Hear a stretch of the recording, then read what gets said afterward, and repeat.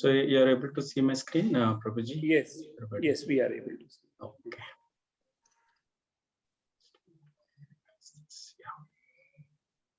Yeah. Okay. So today we are going to revise the chapter 1. I'm going to revise sections 1, 2, and 3. That is covering verses from 1.1 to 1.19. Is my audio clear, Prabhuji? Yes, it is very clear. Okay.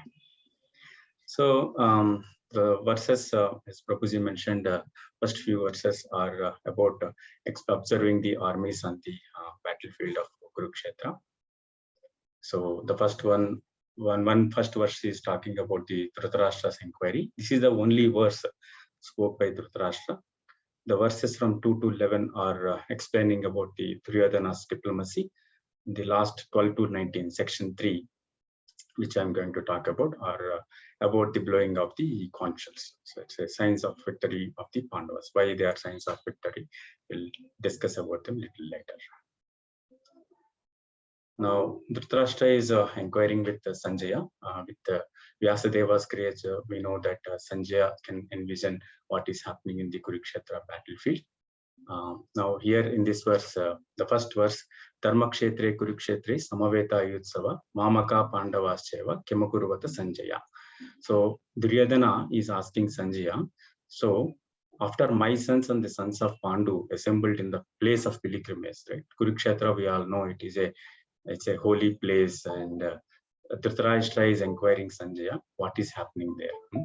So desiring to fight at Kurukshetra. So their sons are desiring to fight, and what did they do, right? So here, if you closely observe the mindset of Dhritarashtra, he's more of, he want his sons to be victorious in the battle, but he's still a little doubtful. Because their sons, he knows that the weakness or the faults of their sons, but because of love on his sons, so the Dhritarashtra wanted his sons' victory. He knows that they are on the irreligious side, and he's a little fearful because, because they may lose because they are on the Adharma side. They may lose the battle, but still he's a little hopeful that. Pandavas are very good people, and they have good character. And at any point of time, they may say that they don't want to do the war, or they want to completely quit from the war. Right? That's the reason he's a little hopeful. They may win. And then one more thing we need to understand, from this is he's very much biased about his sons. Right? Unlike Kunti has she has equal love with everybody in Pandavas, right? Nakula, Sahadeva, right? Even though they are sons of Madri, she has equal importance to everybody. But whereas Dhritarashtra, he's lacking that. He's always partial, and he wants his sons to be victorious, right? And he also knows that Krishna, he very well known about the Krishna. He removes the weeds, and he get rid of all impious people, right, from the earth. So that is the summary of what the first verse. Now we are moving to the Duryodhana's diplomacy. Drishtavatu Pandavanekam Yodam Duryodhanastata Acharyam Upasangamya Raja Vachanam Abravit. So here Sanjay is telling, O king, after looking over the army arranged in the military formation by the sons of Pandu, King Duryodhana went to his teacher and spoke the following words. Right. So there are many people in the battlefield, right, in the Kurukshetra, but Duryodhana here chosen his guru Dhritarashtra. Is Dronacharya. Master Dronacharya, right? Dronacharya. So third one, Paschaitam Pandaputranam Acharya Mahatim Chamu Yodam Drupada Putrena Tavasishyana Dhimat. So he's explaining to his teacher Dronacharya, behold the great army of the sons of Pandu, so expertly arranged by your intelligent disciple, the son of Drupada. Right? Why he is bringing the name of Drupada here? Son of Drupada. He is highlighting the name of Drupada because initially Dronacharya and Drishtadyumna both are the friends, and then initially Drupada, he son of Drishtadyumna, right? So he told he promised half of the kingdom to Dronacharya, but when Dronacharya went to Drupada, Drishtadyumna, then he said he spoke recklessly, right? So he didn't handle properly. So that way, Dronacharya having a negative negative impression on Drishtadyumna. So that is the reason, since sorry, I think son of Drupada, I think Drishtadyumna is the he's leading the army here, right? But then the reason why Duryodhana is highlighting Drupada is because there is a rivalry between Dronacharya and Drupada. Okay, and he's explaining about the other people in the army battlefield: Yudhana, Virata, and Kasi Raja, Purujit, Kuntubhojasya, Saibya. These are the great warriors on the Pandavas.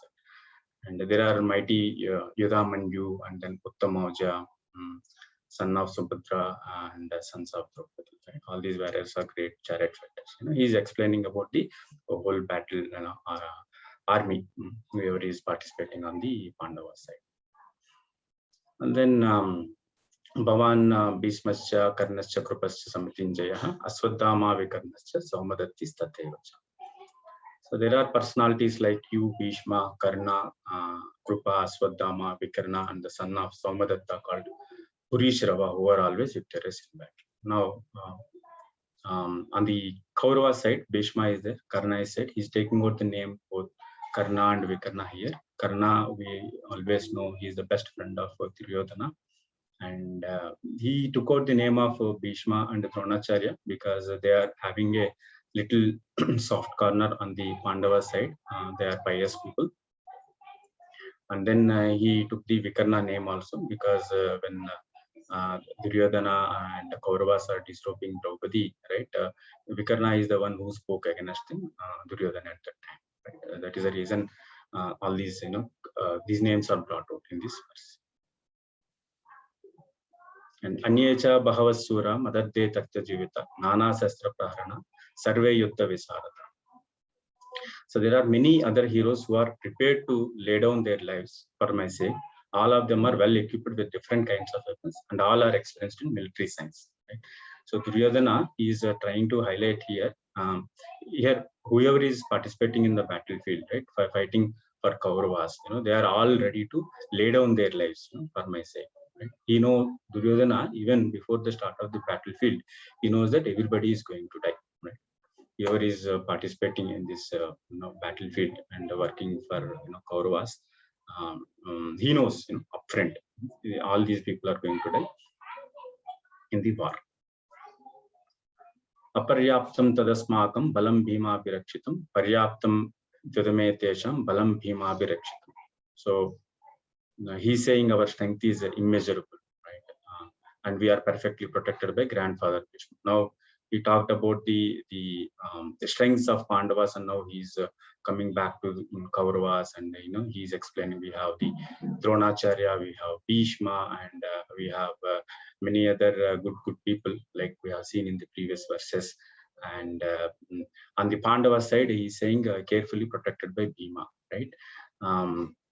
The reason why he brought the name of Bhima here is because he is a very fearful of Bhima. Out of all Pandavas, if you take Yudhishthira or Arjuna or Nakula or Sahadeva, right? Bhima, Duryodhana is very much fearful, because when Draupadi disrobing happens, at that time Bhima took a vow that he's going to break the thigh of Duryodhana, and he's going to take out the heart of the Dushasana, and he's going to kill all the Kauravas, right? So and that is the reason Duryodhana is very much fearful about Bhima. That is the reason he brought out his name. And these are the step to success. What Duryodhana thought materialistically, if you think, whatever we listed here, these are all right. These are all the key ingredients of the success. We have to identify the right people and offer them the right weight, what they need. And then we have to estimate the strengths and what is a person's strength and what is his weakness. And accordingly, we have to change our plan and we have to arrange them in a proper place. And then we have to do the analysis of what is the pain we are getting, by executing this task, and what is that we are going to gain. So all this analysis has to be thoroughly done. It is done by Duryodhana before the start of the war, and he had made a solid plan of action what to be done, right? And even he approached Krishna also for taking help and all that. We are going to talk about it a little later. And carry everyone with you and be positive, right? He is a positive. He talked about the strength of their armies, right? He talked about the Dronacharya. He talked about the Bhishma. He talked about many others, Karna and others, right? So on the Kaurava side, and he is positive. He is going to win. That kind of positive mindset, at least he has. And then, but then Duryodhana had all of them, right, that are in. If you think from the material side, yes, he has everything, whatever you name it. He has everything for his success. But he miserably failed in the battlefield. So why he failed? So that is because of lack of Krishna consciousness. Right? Krishna is not with him. That is the main problem. Yeah.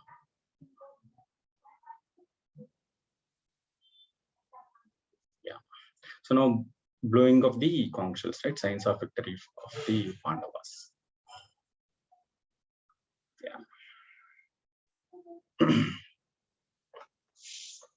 Yeah.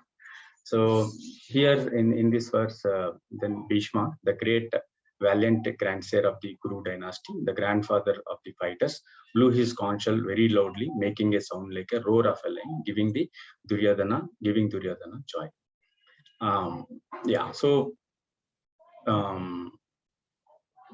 Bhishma is listening, all these things patiently till now, but he don't want further discussion with Duryodhana. He don't want to listen to Duryodhana's diplomacy and things, all this politicking, and that is the reason he took out the conch shell and he blown very loudly, making the sound like a rear of lion, right? As you see in the verse, Pratapavan, right? He's a great warrior and he's extremely powerful, right? Lion-like.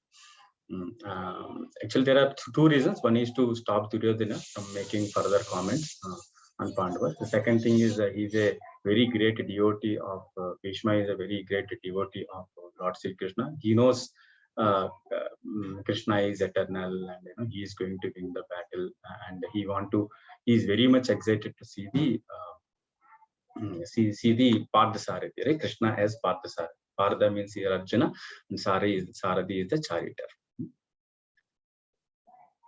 And one more thing we can learn from this verse is, right, how much powerful you are. Still, if you are on the religious side, still you are on the adharma side, you are going to lose, right? So that is an important thing we can get out of it. The next one is 1.14. On the other side, both Lord Krishna and Arjuna, stationed on a great chariot, drawn by white horses, sounded the transcendental conch shells. Transcendental is in Sanskrit, it is called as divya. Anything related to the spiritual, so it is transcendental. Right. So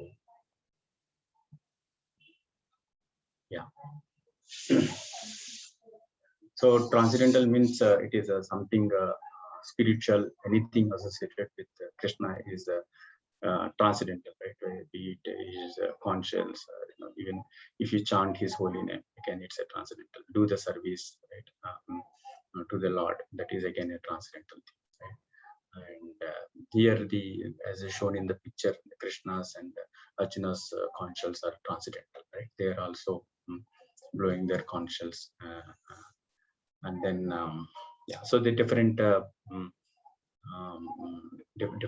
personalities have different conch shells. Here the names are listed. Rishikesha, conch shell name is Panchajanya. Arjuna's conch shell is Devadatta, Drukodara or Bhima is Poundra, Yudhishthira is Ananta Vijaya, Nakula is Sughosha, and Sadeva's conch shell is Manipushpaka. Right. Rishikesha is he is the influencer or the controller of the direct controller of all the senses. That is the name Krishna got the name Rishikesha. Dhananjay is he is going to fetch the wealth for others like Yudhishthira. He got a lot of wealth for Yudhishthira, and Arjuna got as a Guru Dakshina he got the Drupada from the as a Guru Dakshina to Dronacharya. And Urukodara is a person who eats a lot and he is having a lot of friends, and that is the reason that name is given to Bhima. And yeah, right. The last one is 1.19. But the blowing of these different conch shells became uproarious, vibrating both in the sky and the earth. Right? It shattered the hearts of the sons of Dhritarashtra. Right? It made the entire Kaurava army fearful. That shattered the hearts, and it's an indication that Pandavas is definitely going to win, and definitely Kauravas is going to lose the battle. Right? Yeah. And what are the signs of victory here? A holy environment is there. Kauravas and Pandavas are battling in a holy field called Kurukshetra, and Lord on the Pandava side, they have presence of Krishna. So if Krishna is there, I think I have to highlight one thing here. Before the start of war, both Duryodhana and Arjuna, they went to Lord Krishna.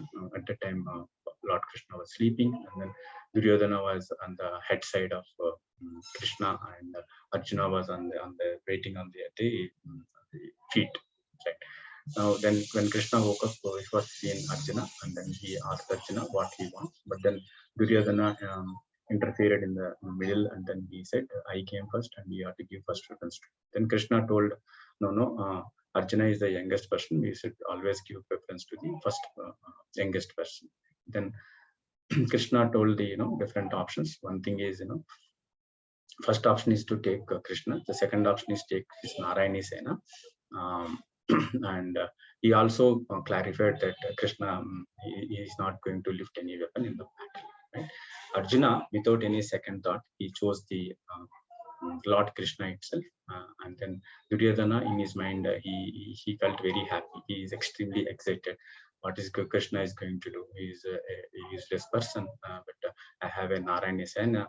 I already have enough army, and then including Narayana Sena, my army is going to be very, very much powerful, and definitely I can. This is what Duryodhana had in his mind. But Arjuna, right? He knows that Krishna is the supreme Lord Godhead, and then he can win the battle if he has Krishna's grace. And after Duryodhana went away, even Arjuna, Krishna asked Arjuna, right, why did you choose? Right? You could have chosen the Narayana Sena. Right? Your army is relatively lesser than Kaurava's army. You could have chosen Narayana Sena. Then he said, if you are with me, right, there is nothing, no other thing is needed for me, right? You yourself are good enough, right? And that is the mindset that Arjuna has. Krishna felt very happy while listening to that. And the third thing is here, blessed with a good fortune. Madhava is there. Ma means Lakshmi, and the Dhava means it's a husband. So Lakshmi's husband, right? Madhava, right? So they're all Pandavas are blessed with the good fortune. So there is no problem with the victory from their side. And the last but not the least is the presence of great devotee Hanumanji on the chariot of what Krishna is driving. You can see Hanumanji is there, Kapidwaja, right? So and we have seen in Ramayana how Hanuman helped Rama to get Sita out of Lanka, right? And how Rama won the battle, we know, right?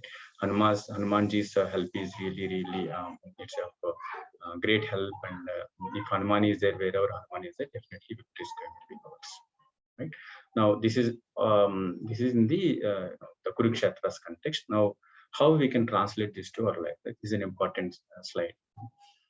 So even in our environment also, if you take environment, make our home, we have to keep our home auspicious. We have to do the regular worship, chanting the holy names of the Lord, doing some puja, arati, lighting incense sticks and lighting deepam in your puja place. Then our natural homes will become, naturally positive. We are all filled with positive vibrations, and we can be successful too in our day-to-day life. Right, and then there is one more important point to highlight here. Many of the people in Hindi religion, they keep Lakshmi alone, and they pray Lakshmi to give the good fortune and wealth and everything. As mentioned here, Lakshmi is highly flickering, chanchala. Right? So that is the reason we always must pray Lakshmi along with Narayana. So if you pray Narayana, automatically, so Lakshmi also will be there. That is how we have to pray Lakshmi. And one who chases the fortune may or may not get it, but one who follows Lord will get everything needed. Right? So if you keep on chasing fortune, you may or may not get. There is an uncertainty here. Right? Sometimes you may get the fortune, sometimes you may not. But one who follows Lord, you chant Hare Krishna names, and then you worship Lord.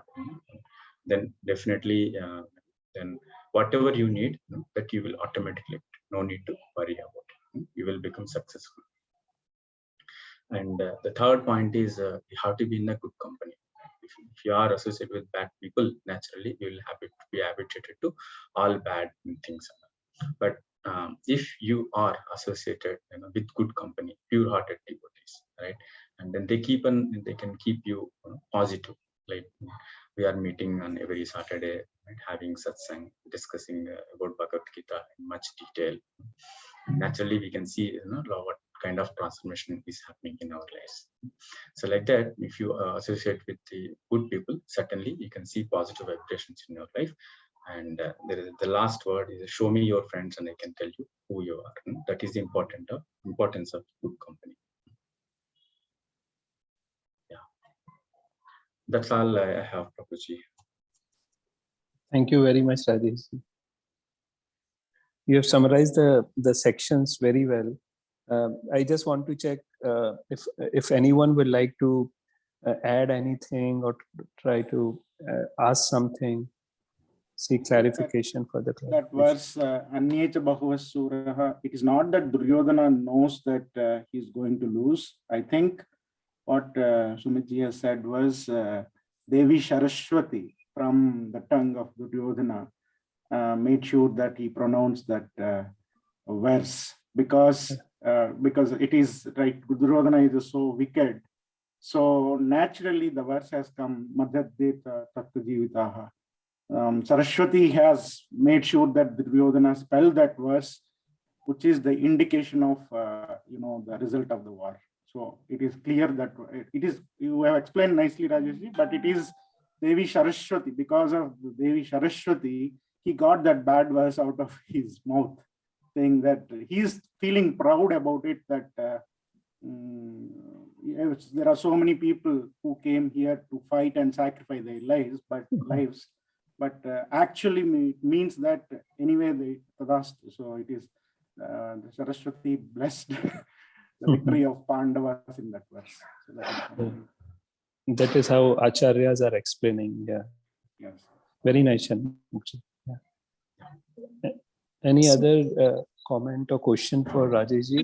We see the Drupada and Drona characters useful for our life. Like Drupada is a Tivra Samvega, journey towards the divine. Drupada, traveling towards the divine. As a child, they were friends, but as they were growing up, one developed devotion, the other developed the other was blinded by good and bad vasanas like Dronacharya.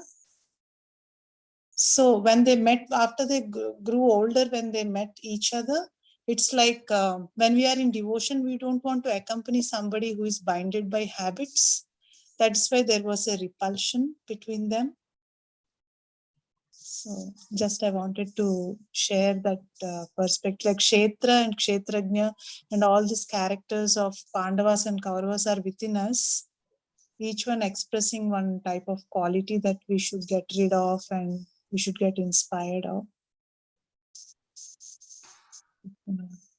Thank you, Padmaji. Thank you, Padmaji. Rajesh ji, will you like to ask questions to our participant devotees to Okay. test their memories? Okay. Can you name the conch shell of Krishna, Lord Sri Krishna? Panchajanya. Panchajanya. What is the other name of Bhima? Poundra. No, not conch shell. Other name. Vrukodara. Vrukodara. What is the meaning?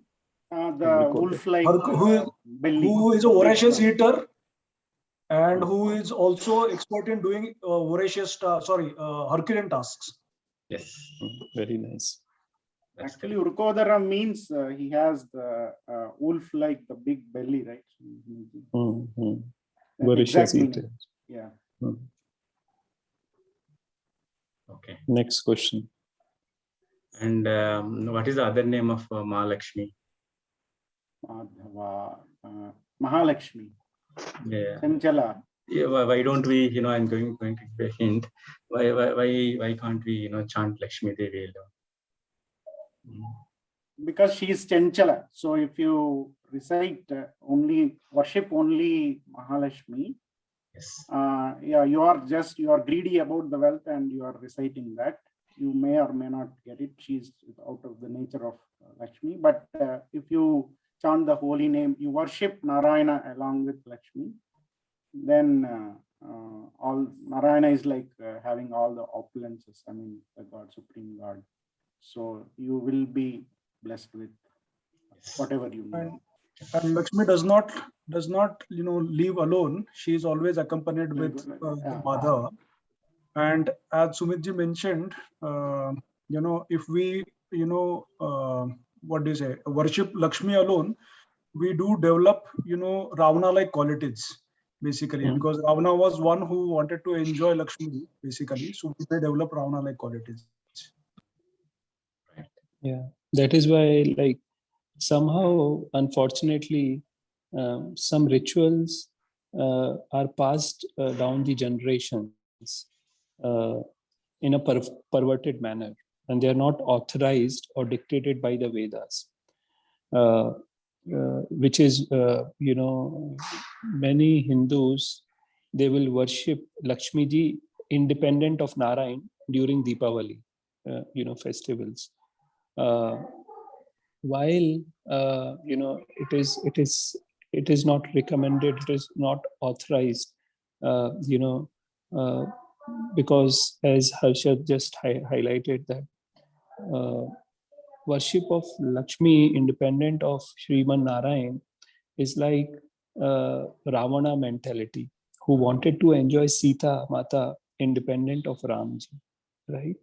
So but if we have to be smart also, because understanding that name of Lakshmi ji is Chanchala, we should understand that if you worship her, she's not going to stay back. Like Lakshmi is not going to stay back. But if you worship Narayan, if you worship Ram, if you worship Krishna, they are going to stay back, and Lakshmi ji will also always be there along with them, right?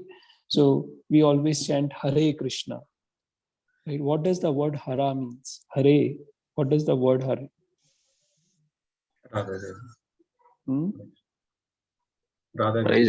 Energy of Lord Radharani. Right. So this Hare Krishna is, we are taking name of Krishna along with Radharani, and taking name of Radharani along with Krishna, right? So energy of Krishna and energetic, right? Krishna and Radharani, right? So for seeking pure devotion, not for material wealth, if we want, then some devotees who are, they also chant Radhe Radhe, right? But Prabhupada will always say that we should chant Hare Krishna, both Krishna and Radharani together, right? So yeah, that is very important lesson which was brought in. Thank you very much, Shanmukh-ji, Harshit. Next question, Rajesh-ji. Yeah, next question. Yeah, what is the important ingredient of success? Yeah, seen many things what Duryodhana possesses, right? He has everything, but he failed miserably at the end of the day, right? What is missing there? Presence of Lord. Right. Krishna consciousness. Very nice. And will anyone like to recite a related verse? Which one? I want you to I can think. recite. Because, Yes, please. related to Tani Sarvan. Yatra Yogeshwara Krishna. Yatra Yes, Yogeshwara Yatra Krishna. Yogeshwara. Yatra. Harshit, you want to Partho, recite? Yatra Yatra Yogeshwara Krishno Yatra Partho Dhanurdhara Tatra Shri Vijayo Bhutir Dhruva Nitir Matir Mama. Dhruva Tirmatirmama. Very nice. So, why these sessions are important, for revision and also for you to become preachers. You should speak. And when you are speaking, it is always good that you give reference. While we write a scientific article, we always give references, right?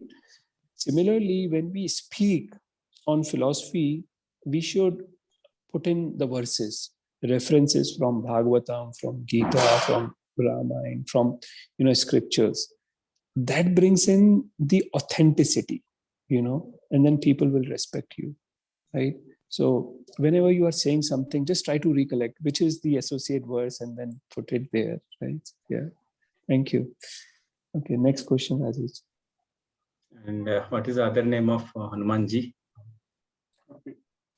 Kapidhwaja in that. Kapidhwaja. Yes. Yes, because he is there on the chariot. Yeah. And who gave this chariot to Arjuna? Indra, Maithili. Indra. And I think we have fire also, right?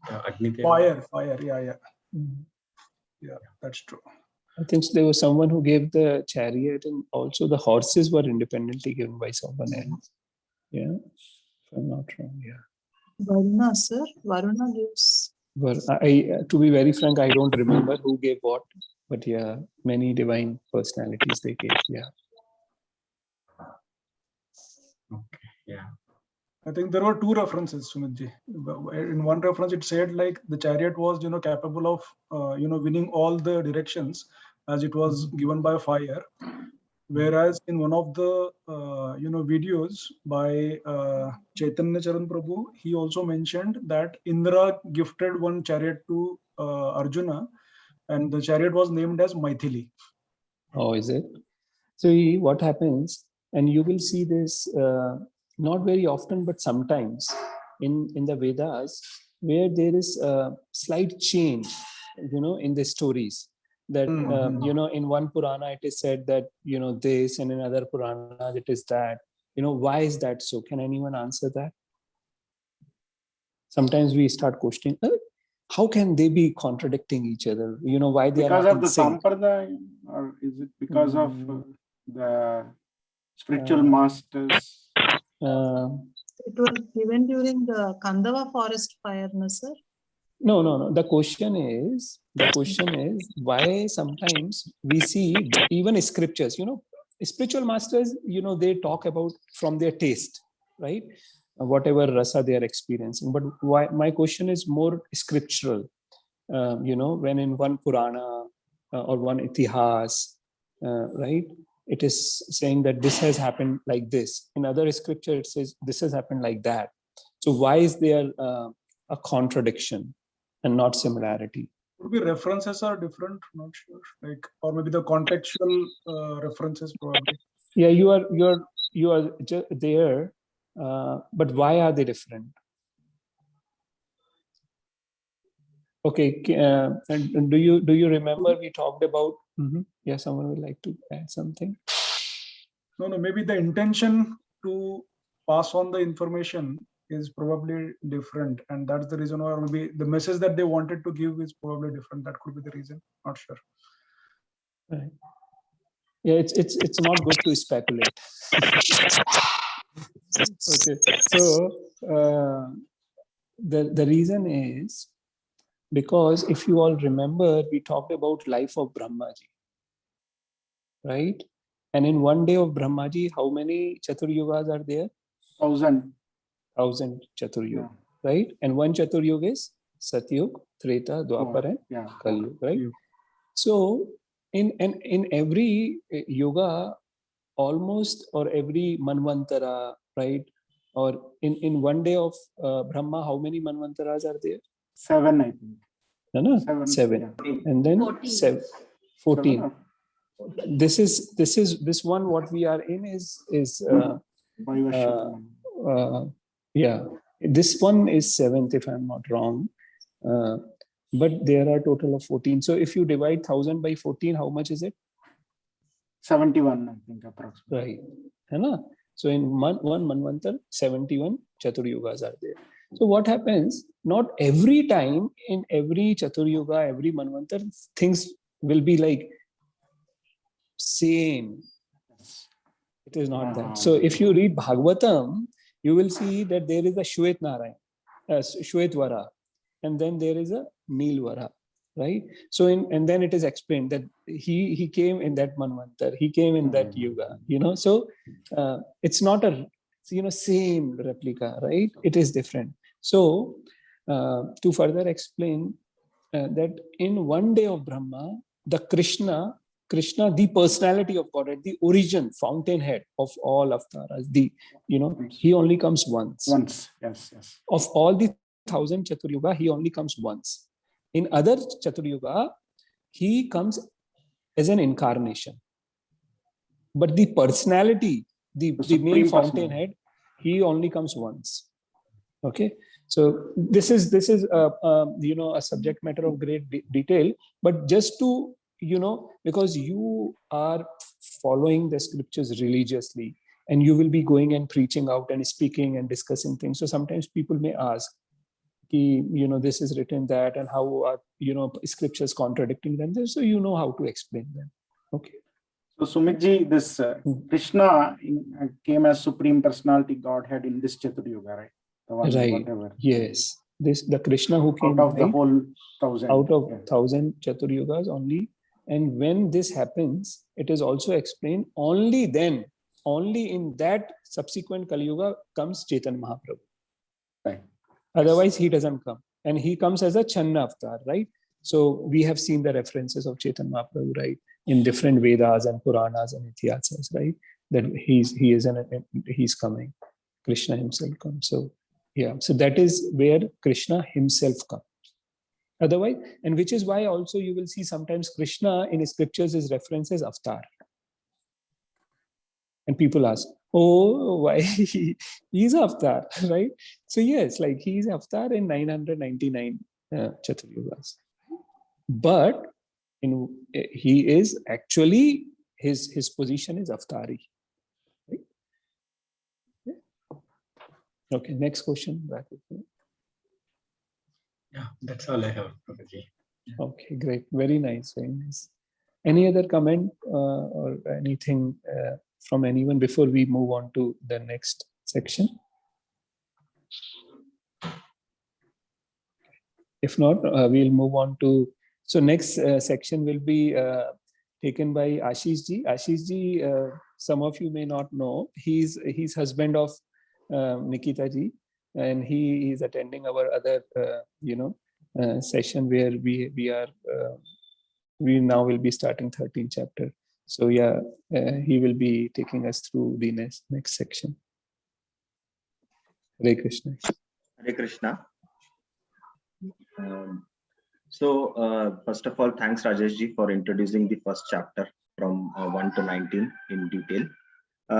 Now the next is all about Arjuna's observations of the army, that is from 20 to 27. This is the shortest, I would say, the shloka section in the first chapter. Basically the Arjuna requests Lord Sri Krishna, or refers him as Harikesha, and tells him that please take the chariot in between the two armies. Now, and then followed by it, what happens is being explained, like Lord Sri Krishna takes the chariot to the desired location, that is basically between the two armies. The main important aspect in this entire section is referring to Lord Sri Krishna's Bhakta Vatsalya. That means what? Here we have given an example of 4 different places how Lord Sri Krishna is obliged or refers to his bhaktas and tries to oblige towards his bhaktas. Whatever they demand or request him, he basically tries to fulfill them. And here we took an example. The one major example is Arjuna's Rath, where he is a charioteer. Being the supreme personality of the Godhead, still he becomes a charioteer and drives the chariot to the middle of the two armies as Arjuna requested. Then the second example that was given here was about Sudama, where Sudama ji comes to his door and he basically washes his feet, and as a being the greatest devotee, he's the devotee of the Lord. If everybody knows Sudama's story very well, he is known to be the biggest devotee of the Lord, one of the biggest devotee during his time. So he reaches his, then he basically calls him up, make him sit and washes his feet and other things. Then the next example was related to Draupadi, wherein Draupadi during the Chirharan, she prays Lord Sri Krishna and he comes and protects her completely. And then the next example that was given here was of Govardhan Leela, when there were heavy rains in Gokul and Vrindavan. Lord Sri Krishna lifts Govardhan on his one little finger and protects all the what you call Rajrasis, and they calls him under and they circumambulate and play Ras for 7 days. So this is basically about the Bhaktvatsalya. So here in this chapter, the important aspect, or in this section, when people are thinking that the Bhakta process is being taught later in the future, but it is not. If everybody is intelligent or people will see in detail, this really shows that Lord Krishna has actually introduced how bhakti should be performed, or what is basically the Bhaktvatsalya, his reciprocation with the God, with the devotees, is already being introduced in this chapter itself. And then in the last, but not the least in this case, the Lord Sri Krishna, the second important or the last important aspect is that after taking the, Lord Sri Krishna takes the chariot between the two armies, and he basically stops in between the, what you call, between the chieftains, that is Guru, Drona, Bhishma and Kripacharya. Why? So that Arjuna can become compassionate and start asking respective questions that are basically for us, referring us as here, basically when I say us, for this people, so that again the entire Sri Bhagavad Gita that was lost has been introduced completely back, because the parampara was broken, as you see in the future that will come, what is about parampara and all those things, but that is what is being introduced. Any questions or anything to add? Thank you very much, Ashish. Nice. So basically, we covered 3 important things here. And that how, Krishna takes such a humble position for his devotees, right? And we discussed an example that can our CEO or owner of our company will ever drive our car, right? No, but Krishna, he takes very humble position for his devotees. So then what Ashiji highlighted was that how in Bhagavad Gita, not that it is in the middle 6 chapters or in 18 chapter, the devotional service is highlighted. Devotional service is highlighted from the very beginning of Bhagavad Gita, right? Where Krishna, taking orders from his devotee, and orders such that like he's becoming a chariot driver, and he's taking the chariot in the midst of army. So he's showing that I just can't do anything for my devotees, right? So that was again a very nice point. And then the last point was that how Krishna wanted this Bhagavad Gita to be spoken, right? To be sung by Krishna. So he somehow created that situation and circumstances, right? Whereby Arjuna will develop compassion, and then, he will become depressed and anxious, and then Krishna will take that opportunity, right? So there is a very nice verse in this regard.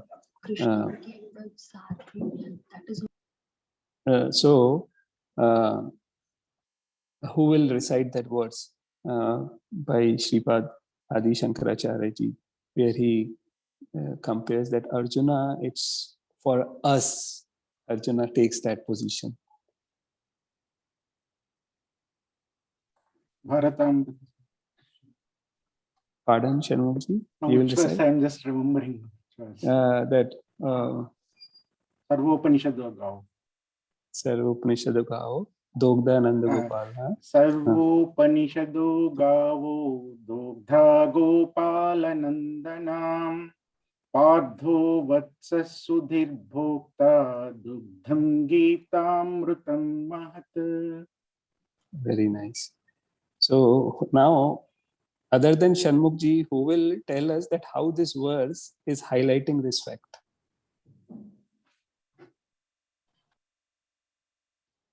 So I want. Yeah, Harshad, please. Sorry. Basically, in this verse, it is shown as if in all the Upanishads, basically, so Gita, Bhagavad Gita is like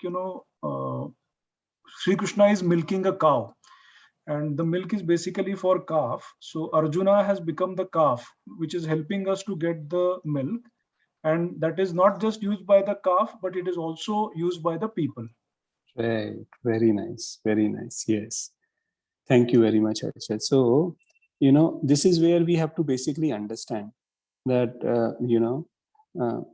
it is that Arjun was never an illusion, right? Arjuna is a pure devotee, and pure devotee can never be an illusion. But Krishna, so there is one Yog Maya and there is one Mahamaya. So Krishna put him under Yog Maya, right? Which is helping Krishna to play his pastimes, right? Like Yashoda Maya was put in Yog Maya, right? So he's a pure devotee. Vatsa means Devotees. Calf. Yes. So he became a Vatsa. Like Shanmukji, you remember that words from Bhagavatam, you often refer to that words that in a hoof print of a calf, right? You can cross over. Yeah. So that is what, not hoof print of a cow. It is hoof print of a calf. That such a small it becomes, the whole material ocean. Right? Yeah, Vatspadam. So that calf. So it is very important for us to know these facts, of Bhagavad Gita.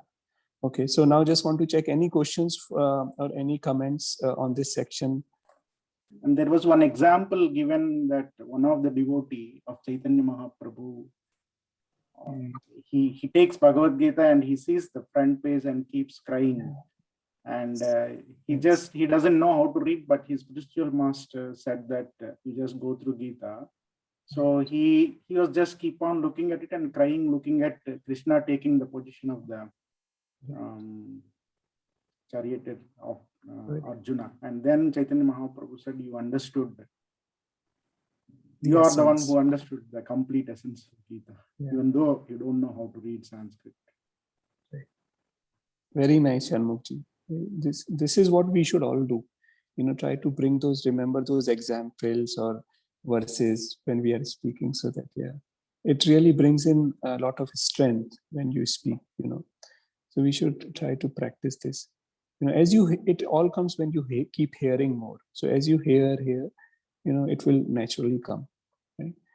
Okay. So Ashish ji, will you like to ask some questions to our devotees? Any other Bhakta example? If Bhakt Vatsalya's example apart from the four, can anybody? Draupadi, Draupadi, and during the disrobing, no one can do anything because of their position. And Krishna came and offered infinite saris to protect her. Right. That is one example. And I think Any other example anyone will like to? So there are so many now. I would request all of you to at least give an example. That is a good question. So how Krishna is Bhakt Vatsal, how he loves his devotees so much, you know.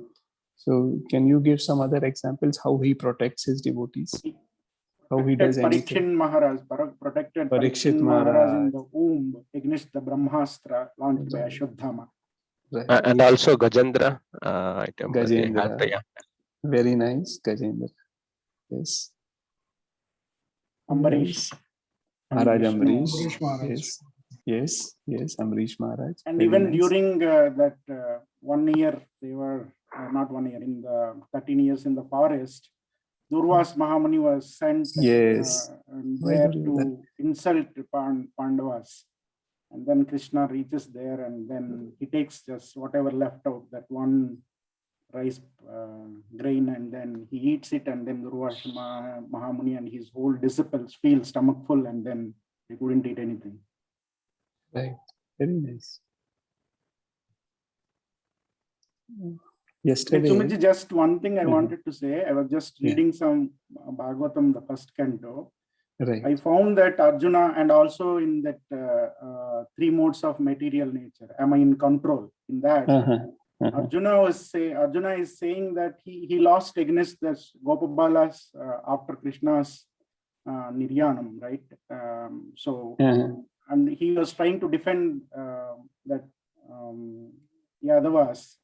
I think Arjuna lost against those people, and then he said that this is the same Arjuna is a zero without the presence of Lord Sri Krishna. Yes. And Arjuna realized that, that I am not the same Arjuna, right? I am Arjun just because of Krishna. Krishna, yes. Right. It is very important. A few days back, I was hearing some katha on Govardhan Puja, because just yesterday we celebrated, right, Govardhan Puja. So there, the devotee was explaining the love of Brajvasis for Krishna, the love and faith Brajvasis had for Krishna. Earlier they were going to worship whom? Indra. Right? But when Krishna said, why you are worshipping Indra? You should worship Giriraj. If Indra had any power, then why he would be pouring water in ocean? Does ocean need water? Indra is not in control. Don't worship him. Then what did Brajvasis do? They followed Krishna's request. And then they said, Nand Baba said, okay, we will obey your request. We will worship Giriraj, but we will also worship Indra. Krishna said, no, only worship Giriraj. No worshipping of Indra. So then what happened? They all worship Girirajji. And then what did Indra do? Created the big storm for 7 days. He thunderstorm and he flooded the entire Braj area and all those things. In that condition, Brajvasis were helpless, right? How many times in our life do we feel helpless because of circumstances? We go to one person, person B, person C, person D. Oh, if I work hard, I will get money and I will be happy. If I please this person, I will be happy. If I run fast, I will be there. I will, if I do this, do that, please this, please that, please that. If Brajvasis would have also thought, they could have said, oh, Indra, you are now angry, sorry, and we will worship you. They could have said, did they do that? What did they do? They all went to? They all went back to Krishna. Only Krishna. They only went to, that was their love, their faith in Krishna. They would not go to anyone else. They will just go to Krishna. So in our lives also, we may face so many things. Pandavas, They were so dependent. That dependency is what a devotee should have on Krishna. And then what did Krishna do? Krishna lifted the Govardhan and protected them from the devastating reign of Indra. Right? So, okay. So now we'll, any other comment or question? Ashish ji, anything else you want to ask? No. Okay. Okay. Okay. If there is no question or comment, then we'll move on to the last section of chapter first. Nikita, he will take us through it. Okay.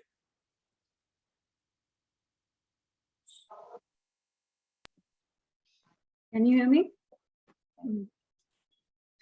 Yes, we can. Yeah. So we will be now covering the last section of this chapter, which is from Shloka 28 to 56. And this section mainly has, the top. So we have totally 5 reasons which Arjuna gave that he will not fight. Out of 5, in this section, we will be covering 4 reasons. We all know, Arjuna was not an ordinary individual. He was one of the, prime devotees of Krishna, and his faith on Krishna was, really unshakable. So then why was Arjuna under this, dilemma? We have to, it's very important to understand here that Arjuna was deliberately put by Krishna in this condition, and he was under Yogmaya. Yeah, so that is why he was, under this dilemma and grief at that time. And he was,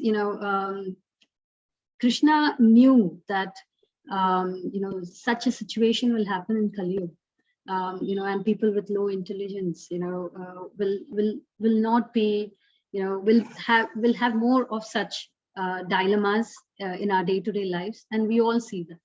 So in order to address, that Krishna, Krishna came up, saying Gita, on this. So putting Arjuna in such situation, Krishna could, it was all to introduce Gita, to revive it. So, and also we all face this, in our day-to-day lives as well. And if we dig down and think about it, it's mainly what's the reason, for us to be in grief every now and then, to have that waves of happiness, grief, it's all because of our attachment to the material things. So, which is driven by our mind. And that's the thing why, Arjuna was also put under the same situation by Krishna. And he gave, the first 4 reasons he gave for not fighting. The first one was compassion. So now, this is one of the main qualities of a devotee, that a devotee of Lord Krishna is very compassionate by nature. And Arjuna was the same. So he was compassionate like all of us, we are to our family and friends. Now, being compassionate, is it really wrong? No, right? So it's not about being compassionate itself, but we have to make sure that our compassion is rightly placed. So that was the ground here, why Arjuna was not right in his part to say that he will not fight. So it should be, when we say it should be rightly placed, that is the prime important thing. What does this mean? So for example, we have, let's take an example of, we took the example of a judge, if he has a compassion towards, if he has a criminal and he has to give a verdict, and if the criminal is his relative or friend, with him keeping his compassion on that and not releasing the right verdict, is that compassion right or wrong? So he is in a prime position, right? So he has to take the right decision, because that's his responsibility in that position. So just because the criminal is anyhow related to the judge, if he is compassionate and if he's not keeping his compassion in the right place, then it will result in people not having the, faith on that judiciary overall system itself. So similarly, maybe a police cannot be compassionate to a thief. So if he has to maintain law and order and limited crime, protecting the society, then they have to, they cannot be compassionate in their responsibility, for a person who is not doing the right thing. So did somebody had something? Okay, so a leader like Arjuna was a Kshatriya, and we also learned what are the qualities of Kshatriya, right? So Arjuna being a Kshatriya, he was a leader. So his prime responsibility was to protect his kingdom, from ill people. So, and we know, what kind of a mentality Duryodhana was. So with Arjuna keeping the compassion, just because Duryodhana and others were his relatives and friends, being compassionate was not right on his part, because he has to perform his duty, which is the key thing. So that was the first reason, which was compassion. The second reason was Arjuna mentions that there will be no enjoyment, if he fights, because if he was confident that if he fights, they will be the winning side. But at the same time, if he fights, he's going to lose he will be killing, his relatives and friends. So if they are not around, then how will he, enjoy his fruits out of the battle? So, so Arjuna was thinking that, why to kill my relatives, and all we do in our life, in our day-to-day life, is to maintain our relations, right, with our relatives, with our friends. And we would, want to do the last thing is to kill them, to think about killing them. So, so similarly, Arjuna was not wrong in thinking, killing of relatives and friends is not right. He was right, but because he was, like I mentioned, he was representing his kingdom. He was a leader. So, so he was not only fighting for his own sense enjoyment, but for overall a larger society, to get a better future for them. So it was overall, a country at large. So, so how can he stepped back, just because of his own gratification, that whom will he enjoy with? How can he step back, not saving his kingdom people? So, yeah, so I think as a leader, it's not his sense enjoyment which should come first. It is, he has to do certain sacrifices to keep his kingdom at large, to have a good future. So this here we also learned with an example that, a father at home, he would like to have a smooth life, to enjoy, to keep enjoying all the time, but he cannot do that. He has to, work hard day and night, and do the sacrifices of, doing some enjoyment for himself, for a better future of his family. So if he thinks only about his enjoyment, he cannot keep his, he may not be able to keep his family, surviving and happy. So the same way is, we took the example of doctors. So like with this COVID situations, if doctors stay back at home thinking about their safety, how will it help? So they have to step out. They are in that position that they have to perform their duties and responsibilities, in order to serve the society at large.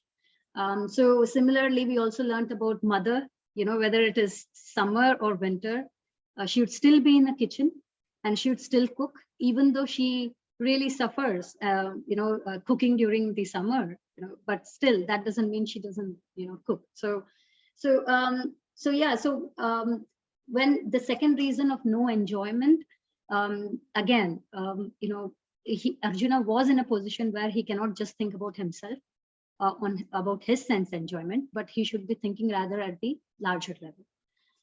Then the third reason was sinful reactions. Now, Arjun also mentioned, if I kill them, sin will overcome us. Again, killing itself, is not good. But he was in there to kill aggressors like Duryodhana, and other Kauravas. So in our Vedas, we learned that there are 6 types of main aggressors. And if a person has committed even one of those 6 aggressors, then he deserves to be killed. He should be killed. And what were the 6 aggressors? We'll study. First one was one who gives poison to others. Second was one who sets fire to others' house. Third one was one who attacks with deadly weapons. Fourth one was, one who, plunders others' riches, taking others' property. And fifth one was occupying another's land. And then the last one was kidnapping others' wife. Now, when we hear this, first, the only person who comes to my mind, at least, who has done all these 6 types of aggressors is Duryodhana. So as per Vedas, if it is so stringent that even a single of the crime would result into killing, that should be killed, that person, then Duryodhana was, he attempted all these 6 types of aggressors, setting the fire on, house on fire, and poisoning, and, attacking. So say it anything, he has done all. So so why will then Arjuna bear any sin, right? So so that's why, like we say, if a doctor has to remove a tumor from a patient's body, he has to perform the surgery. So that doesn't mean that we are just looking at why surgery, and he's trying to induce some. So that's the third reason, which was sinful reactions.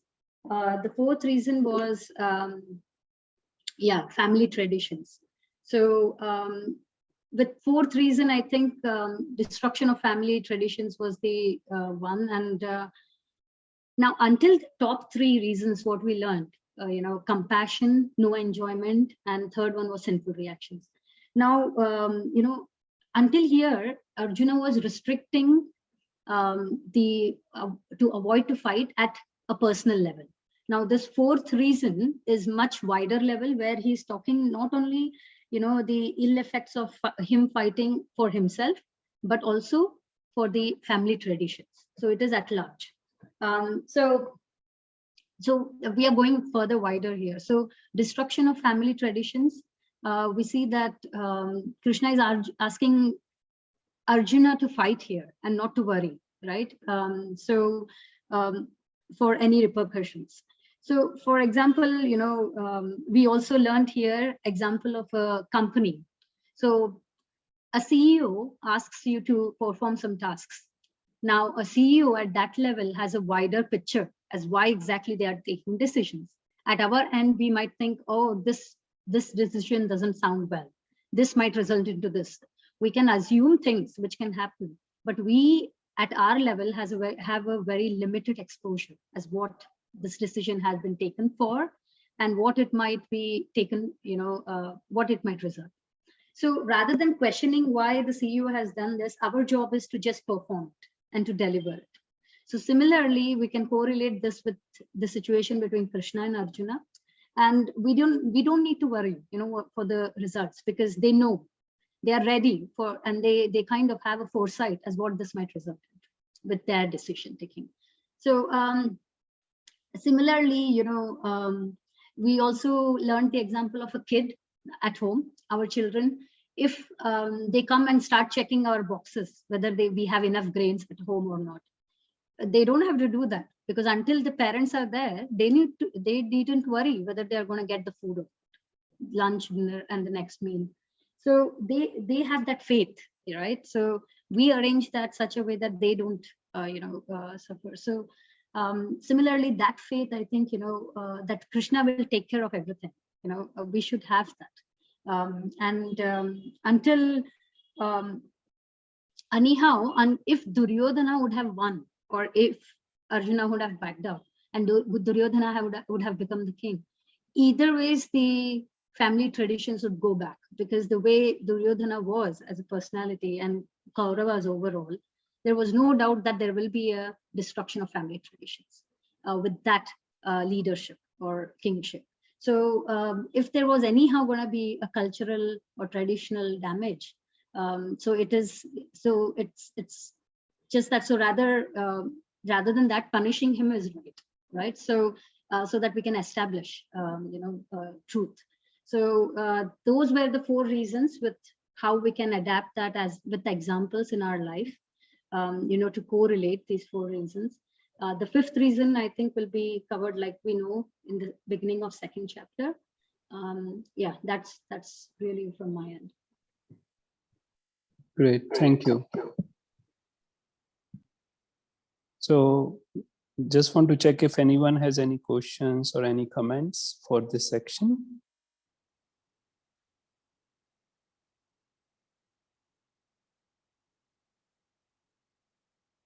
Okay, if not, Nikita, will you like to ask some questions to our devotees? I don't really have any.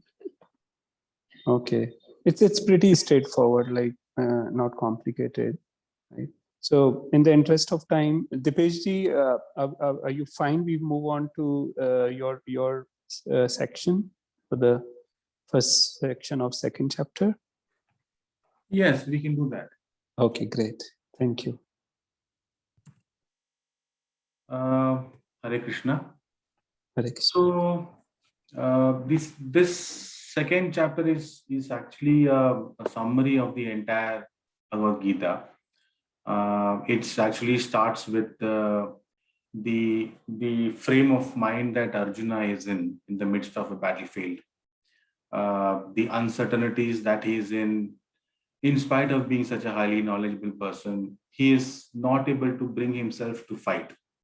He's in a confused state of mind. He's not clear about his duties. He doesn't even know whether he will enjoy or will he be filled with sorrow after the battle. So basically, he is worried about the result and the effects of his actions. He's worried about what will be the end result by killing his respectable elders. He's attached to them. He's worried about the sin that he will be accumulating by performing his duties. And in such a state of mind, he is actually ready to leave the battlefield and let go of the material possessions that he believes that he will get by even winning this war. So in such a state of mind is when he decides, or when he surrenders himself to Lord Krishna for guidance. And that's where we need to remember the word Madhusudana here, because he was the killer of the demon, and Arjuna wants Lord Krishna to guide him and kill the demons that he is facing in his mind. So I'm sure we can all relate to this state of mind. We all might be in various aspects of our life, and we need a guidance who can actually help us get through this kind of states and in life as a whole. So that's where the Bhagavad Gita, the teachings of Bhagavad Gita comes into picture. And as Lord Krishna said, the teachings of Bhagavad Gita is for everyone. To start with, as we know, on the uncertainties that we mentioned, as we all in, Lord Krishna clearly disapproves of the uncertainty in times of performing our duties. We should be once we have decided that there is a duty to be done, there is a duty that we need to do, then we should not be in a state of mind where there are a lot of uncertainties. As Nikita ji mentioned, compassion at the right place is more important than having compassion at the inappropriate situations. Ideally, the compassion should be for the eternal soul. So that's what Lord Krishna says. And when you are in the midst of performing a duty, your attention and focus should be on the action or the duties. Lord Krishna clearly says that we don't have a right over the results of it. So because we should be very clear about what we need to do, and we do that with all our faith and might and perform that. We need not be attached nor worry about how the results will turn out, because that is a result, because that is a point where we get into anxiety, we get into uncertainty, we get into fear, and perhaps we may feel like leaving the battlefield, or we might feel like not doing that action itself. But this is what Lord Krishna clearly disapproves of. And he also mentions in this first 10 stanzas that it is to help us guide through these situations, to help us guide through these uncertainties that clouds our mind in performing our actions. It is always good to have faith in a bona fide spiritual master who is Krishna conscious. So he will be able to help us in times of these uncertainties and help us understand what we need to do and when we need to do. So that's where Lord Krishna says, have faith and we go forward. Yeah, so that's a small section, Sumitji. Thank you. Thank you very much. Thank you. I think so, Dipeshji covered, gist of this section very nicely. He highlighted important take-home messages, right? And the fifth reason of him denying to fight was also in this section, which was his indecision, right? And then one important thing which concluded sort of this section was Arjun formally surrendering to Krishna as his disciple, because so far, Arjuna was like his friend, right? It was like more of a friendly discussion. But when you surrender to someone, as a disciple, then there cannot be any friendly discussion, right? The relationship between a disciple and a spiritual master is very intense, very heavy for that matter, right? So when Arjuna decided to surrender, like, does anyone remember that verse? Karpanya doshopahata swabhava pruchhami tvam dharma sammudha cheta yat shreyasya nishitam bruhi tanme shishyaste hishadi mam tvam prapannam. Right, very nice. Thank you. Thank you very much, Ashad. So, he says that I'm confused, right? Karpanya dosha. I'm confused. I don't know what to do, what not to do, right? I'm surrendering. Shishyasteham shadipam tvam prapannam. I'm just surrendering on to you as a disciple. So then Krishna will take, the reins in his hand. And thereafter, he will start, his key instruction. And does anyone remember, what is his first instruction, which we are going to definitely, discuss next in next session. So, yeah, he tried to elevate him into the plane of, from the plane of body and matter to the plane of soul. Right. Yes, that is the basics of a spiritual life. That we are not this body. We are not this body. We are soul, and because that is the root cause of all the problems. Okay, so we are looking forward to our next session. Okay, great. Anyone does have any questions or comments for Dipeshji? Dipeshji, will you like to ask some questions to our participant devotees? One question: why does in the first stanza Sanjay mentions him as Madhusudana? Killed demon by name. But in that context, he mentions him as Madhusudana. Yeah, because some Harshad, you were saying. Because he was probably, trying to mean that, as Lord Krishna kills the demon Madhu, now he's going to also kill the doubts in Arjuna's mind. Ajnana. Yeah. Very nice. Very nice. Ignorance. Yes. To remove his ignorance, right? To clear off his illusion, his misidentification, with his body, and anything and everything associated with his body to be his own. Yeah, very nice. Okay, great. Anything else, Dipesh, you want to ask her? Maybe that was a small section. That's the gist was very clear. So, yeah, it's pretty clear. Yes. But this 2.7 is very, very important verse, where if we really,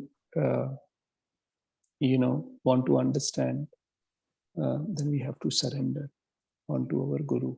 That, that is the starting of a spiritual life. Basically, what we are doing so far is in preparation to develop that mindset, right? Because that in English is known as initiation, when you get a diksha. Right, so that is very important for all of us, and we will, and that is going to be the subject matter of 4th chapter, basically. Starting first section, we'll highlight on that. Okay, great. So, does anyone else has any other comment?